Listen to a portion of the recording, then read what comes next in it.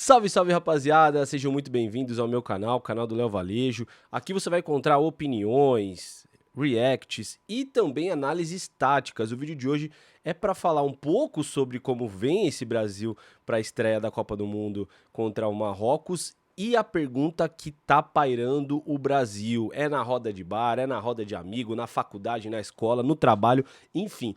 Todo mundo quer saber como o Brasil enfrentará o Marrocos na estreia da Copa do Mundo. Eu digo como porque talvez seja a primeira Copa em muitos anos que a seleção brasileira não tem aquela base sólida. A gente vinha, acho que desde 98 com uma base muito sólida. Sempre há mudança de jogadores, né? Mas 2002 a gente teve aquele timaço histórico, né? 2006 com o quadrado mágico, uma base muito forte. Você sabia que era Cafu, você sabia que era Roberto Carlos nas laterais, você tinha Lúcio e Juan ali como pilares, né? Depois, subindo de gerações ali, teve a geração de 2010. Você sabia que os jogadores estariam ali, quais jogadores estariam ali se eles estivessem em perfeitas condições físicas. Nesse ciclo, nessa Copa, não, é uma incógnita, né? O Ancelotti, que é o técnico da seleção, ele não mudou, ele não repetiu nenhuma escalação desde que ele chega ao Brasil, né? Teve muito pouco tempo para trabalhar nesse ciclo.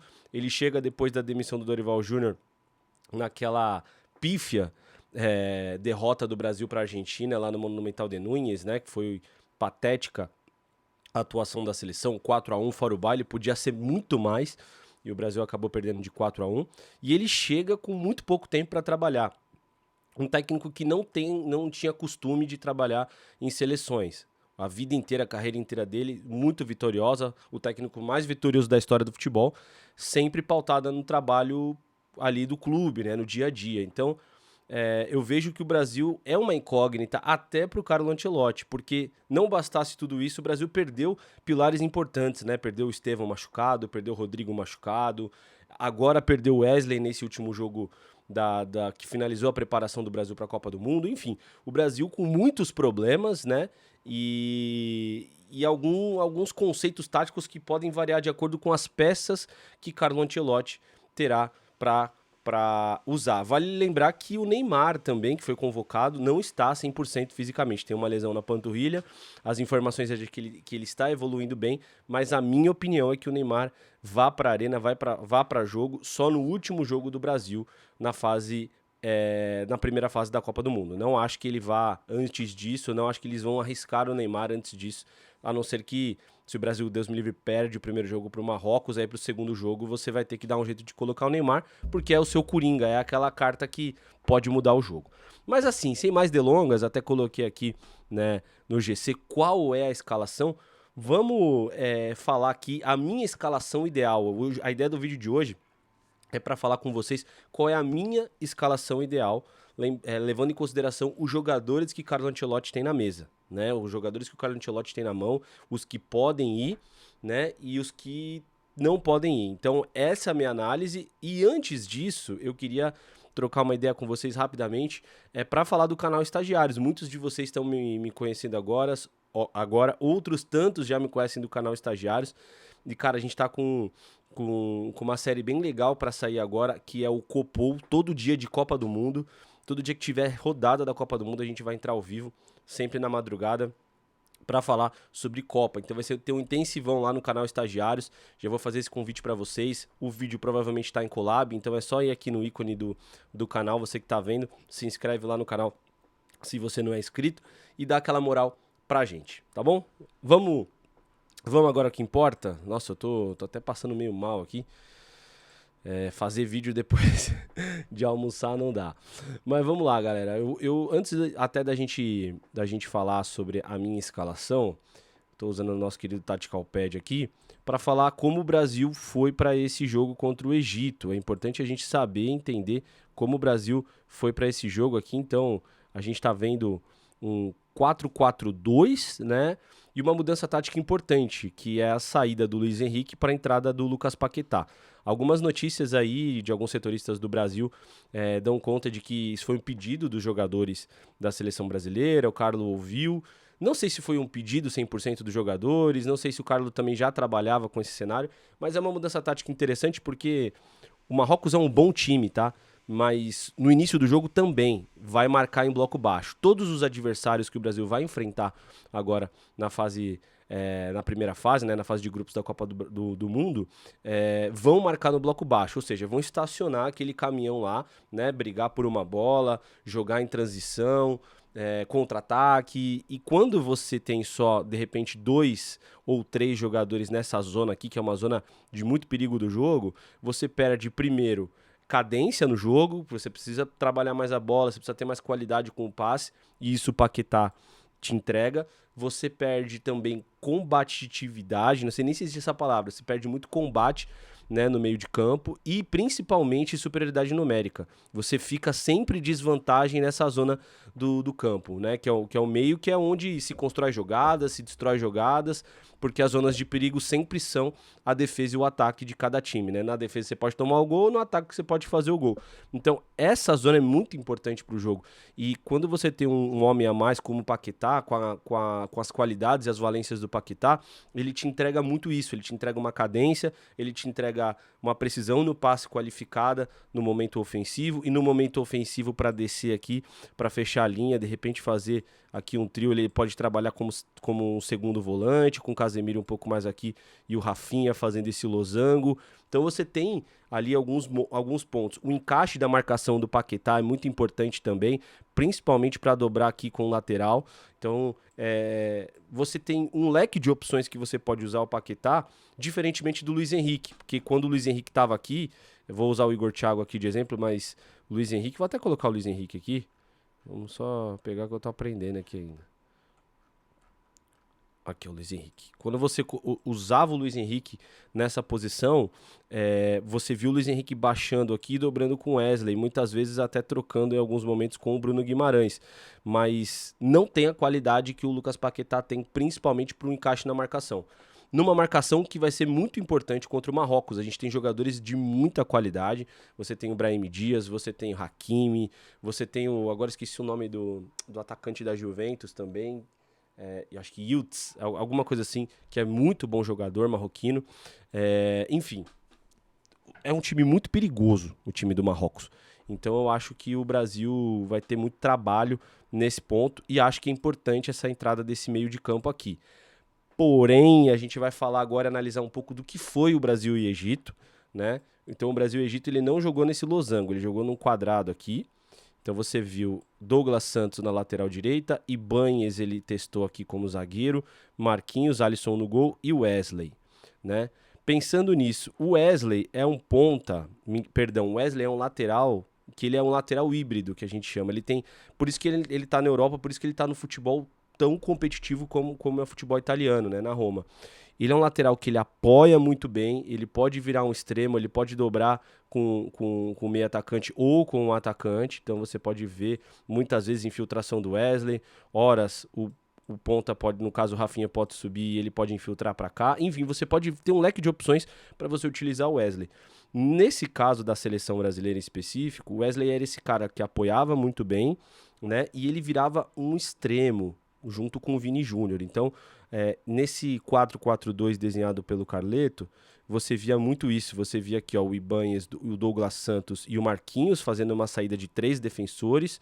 Algumas vezes você vinha Bruno Guimarães e Casemiro, outras vezes você via só o Casemiro aqui, ele soltava o Bruno Guimarães para pisar na área e você via o Casemiro fazendo essa proteção, e o Brasil jogando dessa maneira. Vou até tirar aqui o efeito.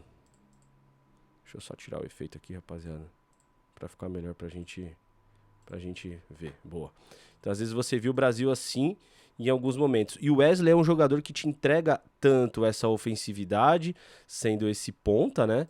E também muito defensivo. Ele tem muita força, o Wesley, tanto para apoiar muito bem, apoiar com qualidade, quanto para descer aqui e dobrar com os zagueiros e virar um lateral aqui de ofício mesmo. Então, com a saída do Wesley, que infelizmente foi cortado da Copa, né, saiu lesionado, ele optou pelo Danilo. Então saiu o Wesley e entrou o Danilo Luiz, que agora temos outro Danilo, né? E o Danilo fez essa função de lateral. Vale lembrar que o Danilo está como zagueiro no Flamengo, né? Pediu para jogar como zagueiro, não está jogando de lateral já há um tempo e tem uma idade um pouco avançada. Mas ele fez essa troca e o Brasil jogou assim em muitos momentos. Então você via um quadrado aqui no meio, com o Igor Thiago e o Vini Júnior mais avançados. Em muitos momentos a gente vê essa troca também do Vini descendo aqui, e você jogando no 4-5-1, e até como lateral, com a subida aqui do Guimarães, como um ponta aqui, o Rafinha como um outro extremo aqui, o Igor Thiago centralizado, Paquetá e Guimarães e o Casemiro aqui. Aí o que aconteceu? Alguns momentos o Vini descia para subir aqui, para fazer essa blitz no campo defensivo do time do Egito. E quem fez essa função do Wesley foi o Douglas Santos. E aí você tinha uma saída de 3 aqui. O que acontece? O Douglas Santos, ele é um jogador que tem muita força, é um jogador que joga no futebol de força, que é o russo, futebol russo. A gente conhece muito bem. Só que, cara, ele não tem a qualidade que o Wesley tem, principalmente no momento ofensivo. O grande segredo de você usar o lateral avançado é ele ser bom defensivamente e melhor ainda ofensivamente. Esse era o caso do Wesley, não é o caso do Douglas Santos. Vai dever muito aqui, para mim, nesse momento ofensivo. Então, é importante a gente entender qual é a falta que o Wesley faz para essa equipe. Para mim é uma falta importantíssima, para mim era um dos melhores jogadores do Brasil e um pilar nesse sistema tático aí do Carlo Ancelotti. E ele vai ter que entender o que ele vai fazer agora. No jogo, depois eu não vou mudar todo mundo aqui, eu só vou taticamente mostrar para vocês o que eu vi. No jogo depois ele fez muito isso, então no momento ofensivo ele avançava o lateral aqui, que era o Douglas Santos, o Danilo fazia essa saída de 3 com o Ibáñez e o Marquinhos, era o Casemiro aqui, depois entrou o Danilo, enfim. E aí ele jogava aqui com 6 jogadores em algum momento, né, com a entrada do Endrick. O time variava também muitas vezes no 4-2-4, que é o sistema convencional do Carlo Ancelotti. Ele jogou muito tempo em muitos jogos das eliminatórias com esse 4-2-4. Então você tinha aqui 2 atacantes, 2 extremos, 2 meias aqui de ofício e 4 defensores. Então você tinha, em alguns momentos no jogo contra o Egito, essa variação tática para o 4-2-4 novamente. Bom, falei, e agora a gente tem que montar, né, a escalação ideal, né? Se a gente fosse o Carlo Ancelotti, o que a gente faria? Eu achei importante mostrar para vocês a minha visão sobre o jogo, né, do que eu vi desse Brasil e Egito, que a gente teve momentos importantes também, o Endrick voltando a fazer gols, o Igor Thiago não fez uma partida tão boa, mas eu acho que valeu também pela entrega. Agora sim, a gente tem que entender o contexto de contra quem a gente vai jogar. E aí é que tá, então é pensando em tudo isso que eu montei a minha seleção. A minha seleção é um pouco diferente do que o Carlo Ancelotti pode fazer, ou não, vai que ele me escuta, né? Mas eu iria com Alisson no gol, Marquinhos e Bruno e Gabriel Magalhães, que são titulares absolutos para mim, indiscutíveis da zaga do Brasil, Douglas Santos na lateral direita e o Ibáñez na lateral esquerda, tá? Então, por que o Ibáñez na lateral esquerda, galera? Deixa eu só tirar aqui os caras que eu não vou usar. Pronto. Por que o Ibáñez na lateral direita? Perdão. Por que o Ibáñez na lateral direita? Porque ele é um zagueiro de origem que também pode jogar de lateral, só que ele tem uma qualidade diferente. Ele é um zagueiro que ele faz perseguições durante o campo todo para fazer um encaixe muitas vezes individual, numa marcação individual. Então ele tem essa característica, ele tem intensidade para isso, ele não é um zagueiro lento, ele é um zagueiro rápido, e eu acho que principalmente pelo time que a gente vai enfrentar, é importante a gente ter um cara com intensidade, que aguente o jogo inteiro porrada, usando o linguajar popular aqui. Tem que aguentar porrada porque é um jogo muito físico dos marroquinos. É uma seleção muito difícil e muito física. Então, o Danilo, ele te entrega experiência, ele te entrega qualidade no passe, mas eu acho que ele deve um pouco na questão da intensidade em relação ao Ibáñez, pura e simplesmente por conta da idade. Talvez ele possa entrar com o Danilo e depois colocar o Ibáñez, mas eu acho que o Ibáñez se encaixaria melhor pensando que é o Marrocos, que é o adversário mais difícil da chave do Brasil. E aí eu vou explicar o contexto tático disso tudo, mas primeiro eu vou colocar as peças aqui. Então eu colocaria o Ibanez na lateral direita, Marquinhos, Gabriel Magalhães, Douglas Santos e o Alisson no gol. No meio, eu entraria com o quarteto, também concordo com essa mudança tática. Eu acho que é importante a gente ter mais um homem aqui no meio de campo. Então eu colocaria Bruno Guimarães e Casemiro, donos da posição, Rafinha, e no lugar do Paquetá eu colocaria esse cara aqui, ó, Matheus Cunha. Por que eu colocaria o Matheus Cunha? Eu vou explicar rapidamente. O Vini Júnior, no Real Madrid, ele é esse cara que joga pela esquerda, que tem essa liberdade de cortar por dentro, mas com o Ancelotti enxerga que o falso centroavante do Brasil é o Vini Júnior. É o cara mais avançado, ele é o cara que tem uma finalização diferenciada, então ele quer o Vini Júnior atacando os espaços por fora e atacando por dentro também. Para o Vini Júnior conseguir atacar por dentro, fazer aquele golaço que ele fez contra o Panamá no Maracanã, ter a qualidade, o prime do Vini Júnior, ele precisa que alguém ocupe o espaço dele, certo?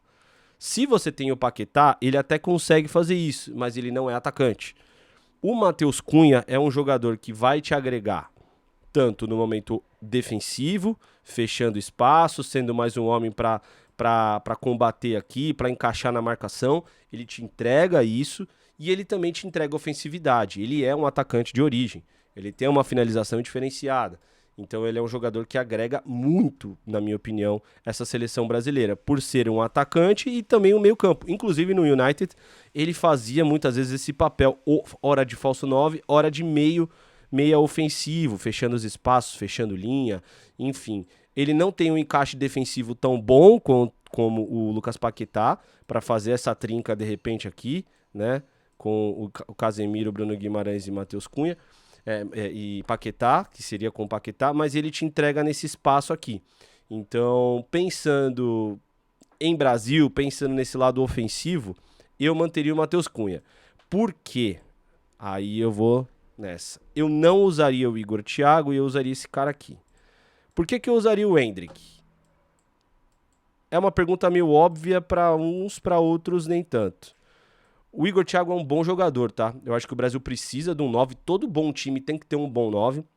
Então o Igor Thiago, ele te agrega e te entrega competitividade com os zagueiros, ele te entrega o pivô, ele te entrega puxar a marcação para ele, ser aquela isca, fazer o pivô, jogar de costas, ele te entrega uma jogada aérea, que é qualificadíssima do Igor Thiago, mas ele deve um pouco, na minha opinião, nesse facão, nesses espaços. E eu acho que o Endrick, ele é mais letal, além de ter mais estrela. E aí eu vou bater nessa tecla que não tem muito a ver com análise tática pura e simplesmente. Eu acho que o Endrick é um jogador que tem muita estrela, não é pouca. O Endrick tem muita estrela. E eu acho que ele é um jogador decisivo, é um cara que gosta de decidir jogos. Por conta disso, eu usaria o Endrick aqui para essa função no lugar do Igor Thiago. Eu acho que ele é mais versátil do que o Igor Thiago e eu acho que ele está num momento muito bom. Então acho que tudo isso influencia. Aí você me pergunta, beleza, você não colocou aqui o Lucas Paquetá no meio de campo para colocar o Matheus Cunha. Ele não é tão defensivo, ele não marca tão bem quanto o Paquetá. Por quê? Porque, meus amigos, esse quarteto aqui é letal, na minha opinião. Você atacar muitas vezes em 4 num bloco, às vezes você ataca em 6 com o Bruno Guimarães subindo um pouquinho mais e o Douglas Santos fazendo essa fechadinha aqui com o Bruno Guimarães. Aí você tem um trio aqui defensivo. Muitas vezes o Brasil vai atacar dessa maneira. Você tem o Casemiro aqui, você tem Douglas Santos por dentro e o Bruno Guimarães, e às vezes até o Casemiro subindo em alguns momentos. Então, nessa questão, pensando em tudo isso, você tem um ataque, um quarteto ofensivo com Vini Júnior, que já foi melhor do mundo, Rafinha, um dos melhores do mundo na sua posição, Endrick, não preciso nem apresentar, e o Matheus Cunha, que é muito bom finalizador, o seu poder de fogo é bizarro. É assim, é aquela coisa, você vai ter 3 chances no jogo, pelo menos 2 esses caras vão guardar. Então, pensando nisso, eu entraria com o Matheus Cunha, porque eu acho que ele te entrega e te agrega muito. Ele te agrega defensivamente também e principalmente ofensivamente. por já fazer essa posição, por já fazer esse tipo de jogada. E aí você pode brincar com várias opções, ora o Vini tá por fora, ora o Matheus tá por fora e o Vini tá por dentro, você vê o Douglas fazendo essa posição, você pode colocar o Douglas Santos na ala esquerda com o Matheus Cunha aqui, você pode atacar aqui com 6 jogadores em determinado momento do jogo, isso pode acontecer e vai acontecer. Por conta disso, a minha escalação ideal, vou até arrumar todo mundo aqui, é essa. Então, Alisson no gol, Marquinhos e Gabriel e Magalhães na zaga, Douglas Santos na lateral esquerda e Ibañez na lateral direita / zagueiro, Casemiro, Bruno Guimarães, Matheus Cunha e Rafinha, e na frente Vini Júnior e Endrick. Essa é a minha seleção ideal, tá? Minha seleção ideal para o Brasil enfrentar o Marrocos. Mas é que eu queria saber de vocês aqui. Deixa aqui nos comentários o que vocês acharam da minha seleção, se vocês concordam, se vocês discordam. E assim, a gente tem um leque muito grande aqui no banco de reservas também. A gente tem, principalmente no ataque, né? A gente tem aqui o Paquetá, que pode atuar nessa posição, o Neymar não vai estar para jogo, você tem o Luiz Henrique no segundo tempo que pode entrar, então num determinado momento do jogo que você precisa abdicar desse meia, você pode tirar o Matheus Cunha e você pode colocar mais um ponta, com o Rafinha entrando por dentro, fazendo esse quarteto. Você tem 1001 possibilidades aqui, você tem o Ryan que pode jogar pela esquerda também. Cara, o Brasil tem muitas opções ali, não me preocupa o sistema defensivo. O sistema ofensivo não me preocupa. Até o Martinelli aqui, que eu tinha esquecido, também pode fazer essa função de extremo ou por dentro de atacante. Agora, o que me preocupa é o sistema defensivo, né? A gente não tem um lateral direito de ofício e quem foi convocado no lugar do Wesley foi o Ederson, que é mais um meio de campo, que é mais um volante. Então, a ideia do Carlo, a princípio, com essa mudança, é manter o Ibañez e o Danilo brigando por essa posição na lateral direita. Tá bom, galera? Então, essa aqui é a minha visão. Queria saber de vocês aqui o que vocês acharam, se vocês concordam, se vocês não concordam, se eu falei besteira, se eu falei besteira. Mais importante é ouvir vocês aqui. Deixa nos comentários e dá essa moral se você ficou até aqui, até o final do vídeo. Me segue, né? Vai ter vídeos todos os dias aqui agora falando sobre alguma coisa. Esse foi um vídeo mais das minhas percepções, das minhas humildes percepções do que é o Brasil, do que o Brasil pode fazer para esse jogo. De repente, depois do jogo contra o Marrocos, eu posso vir aqui com uma análise do que eu vi do jogo. Enfim, se você gostou desse conteúdo, não esquece de seguir, curtir, compartilhar, mandar para todo mundo, tá bom? Tamo junto, galera. Até a próxima. Valeu!